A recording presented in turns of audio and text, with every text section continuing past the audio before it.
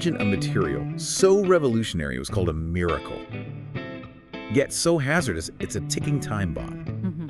Asbestos.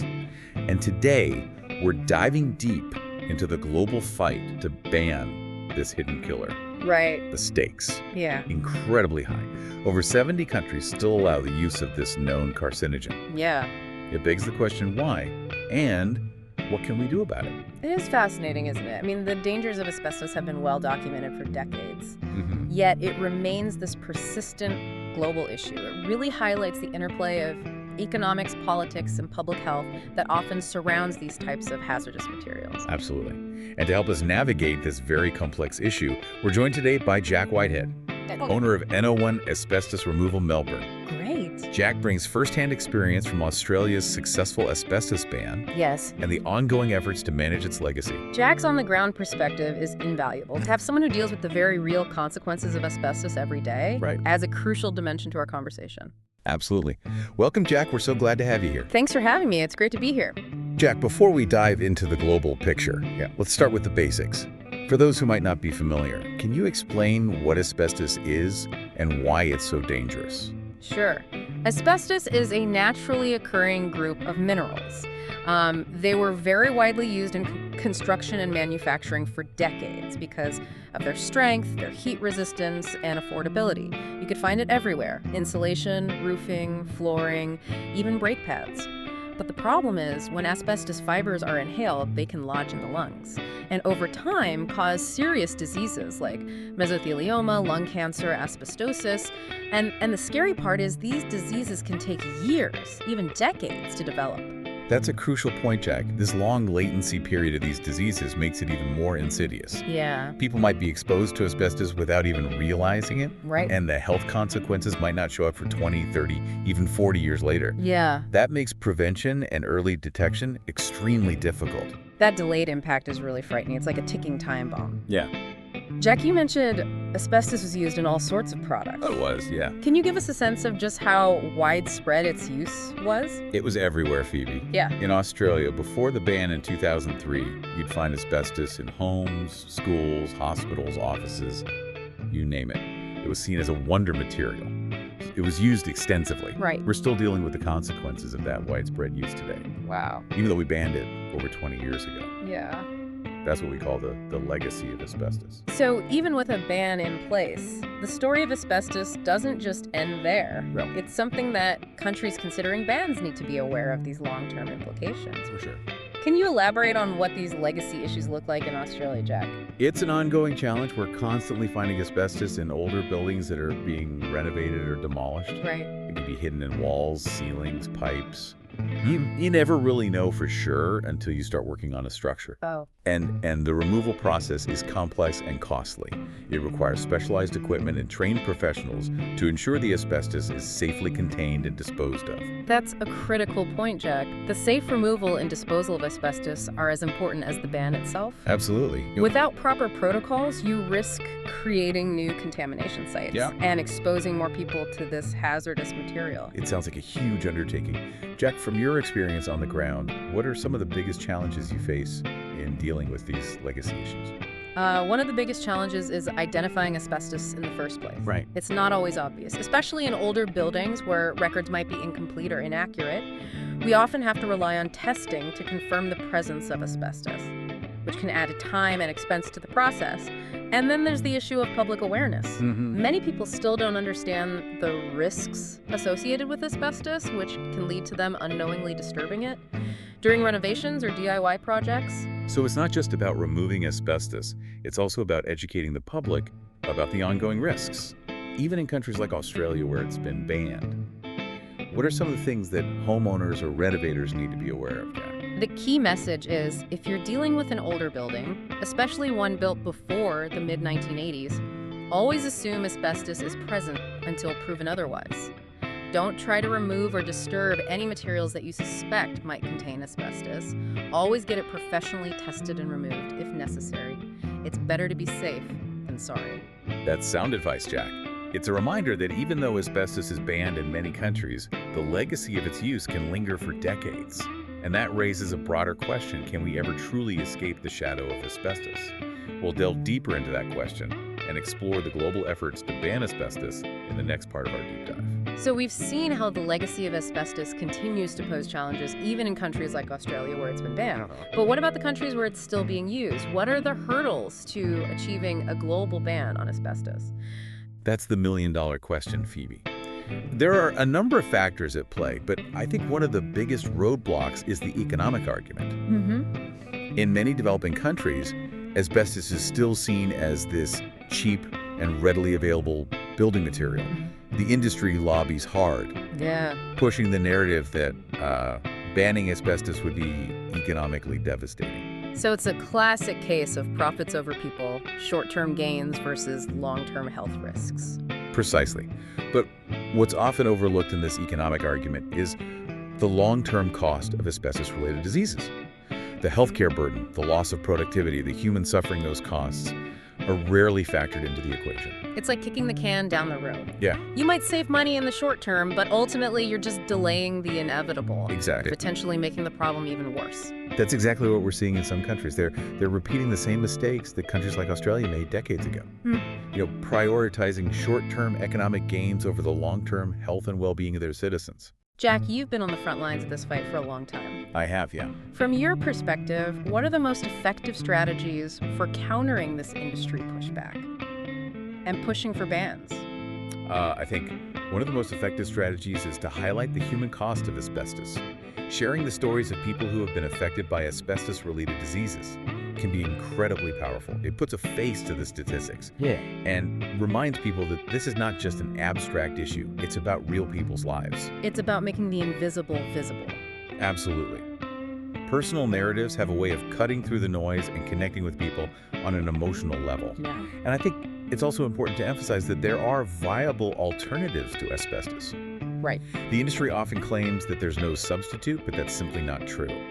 There are plenty of safe and effective building materials available. So it's about promoting those alternatives and demonstrating that a ban doesn't have to mean economic hardship.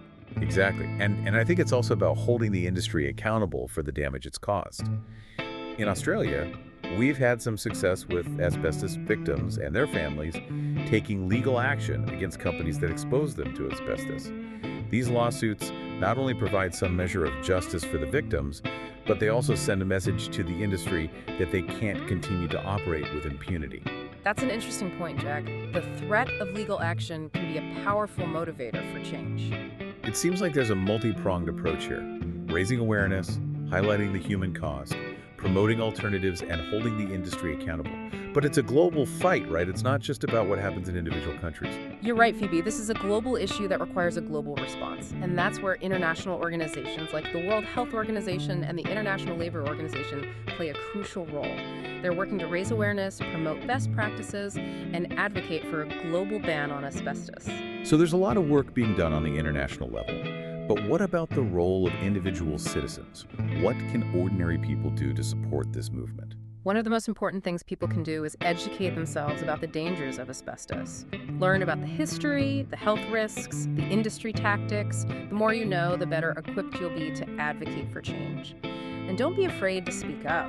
Talk to your friends and family, share information on social media, contact your elected officials. The more people who raise their voices, the harder it will be for the industry to ignore this issue. It's about empowering people to take action in their own communities.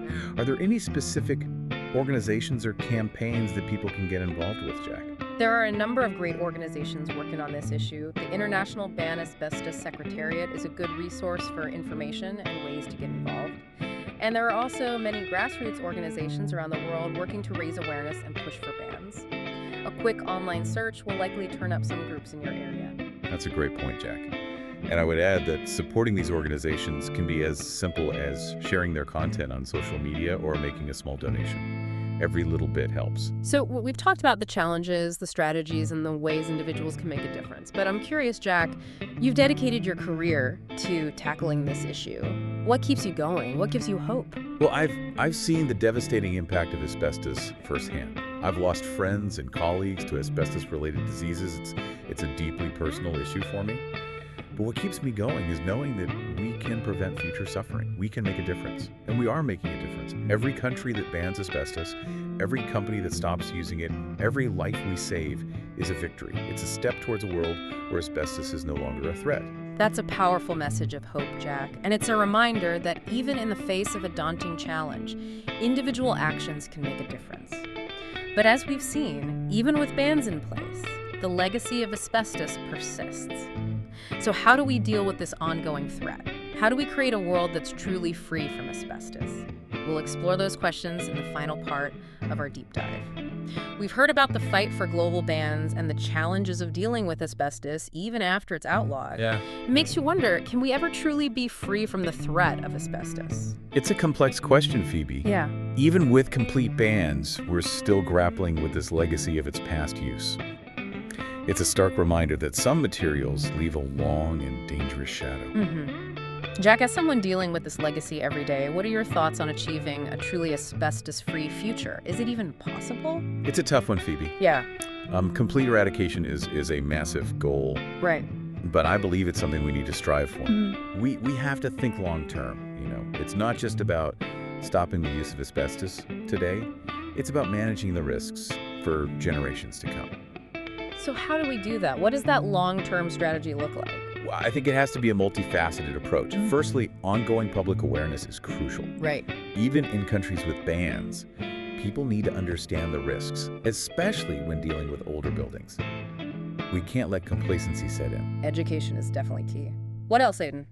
We also need robust regulations for safe removal and disposal. As Jack has highlighted, this is a specialized process that requires expertise and vigilance. It's not something we can afford to cut corners on. Right. And Jack, are there any technological advancements that could help us manage this legacy? Yeah, there are some promising developments in the field of asbestos remediation. Okay. New techniques are emerging that can potentially neutralize asbestos fibers. Wow. Or make them less harmful.